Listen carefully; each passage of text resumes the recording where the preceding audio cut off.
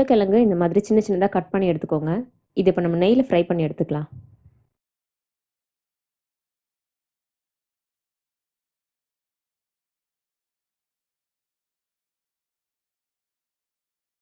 இதுக்கு ஒரு பேஸ்ட் பண்ணணும். 3 மீடியம் சைஸ் பெரிய வெங்காயம் எடுத்து கட் பண்ணி வச்சுருக்கிறேன். இந்த மிச்சம் இருக்கிற நெய் இருக்கு இல்லையா, அதிலே போட்டு நம்ம அதை வதக்கிக்கலாம். 2 பச்சை மிளகா, ஒரு சின்ன துண்டு இஞ்சி, அப்புறம் 4 பல்லு பூண்டு இந்த மாதிரி கட் பண்ணி போட்டுக்கோங்க.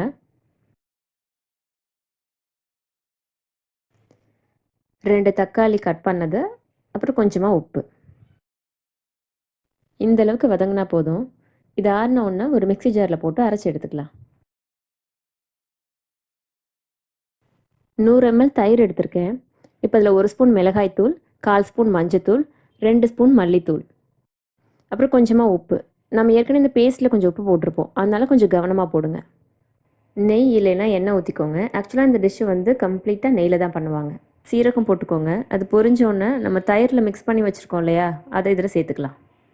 இது குக்காக 2 to 3 மினிட்ஸ் ஆகும். ஸோ அந்த எண்ணெயில் நல்லா பிரிஞ்சு வரணும் இந்த மாதிரி. அதுக்கப்புறம் நம்ம பேஸ்ட்டை பண்ணி வச்சுருக்கோம்ல, அதை இதில் சேர்த்துக்கலாம்.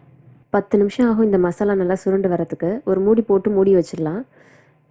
ஸ்டவ் வந்து மீடியம் லோ ஃப்ளேமில் வச்சுக்கோங்க.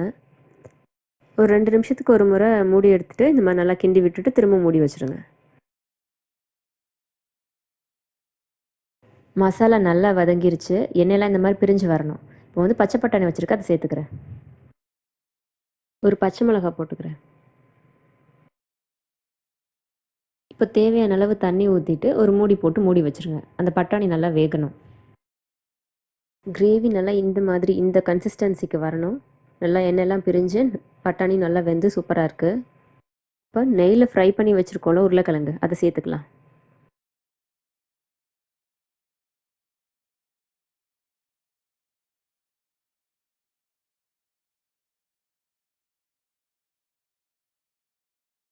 கால் ஸ்பூன் கரம் மசாலா போட்டுக்கலாம். உருளைக்கிழங்கு நெய்லி நல்லா வெந்திருக்கும். அதனால் ஒரு 2 நிமிஷம் மட்டும் அந்த மசாலாலாம் இந்த உருளைக்கிழங்குல ஏறணும் இல்லையா, அதனால் ஒரு 2 நிமிஷம் மூடி போட்டு நீங்கள் அதை வேக விட்டுக்கோங்க. அவ்வளோதான், சுவையான உருளைக்கிழங்கு பட்டாணி கிரேவி ரெடி ஆயிடுச்சு. ஒரு முறை சப்பாத்திக்கு இந்த மாதிரி குருமா ட்ரை பண்ணி பாருங்கள். இந்த வீடியோ உங்களுக்கு பிடிச்சிருந்துச்சுன்னா லைக் பண்ணுங்கள், உங்கள் ஃப்ரெண்ட்ஸ்க்கும் ஷேர் பண்ணுங்கள். இது வரைக்கும் நீங்கள் என் சேனல் சப்ஸ்கிரைப் பண்ணலைன்னா சப்ஸ்கிரைப் பண்ணிக்கோங்க. நன்றி.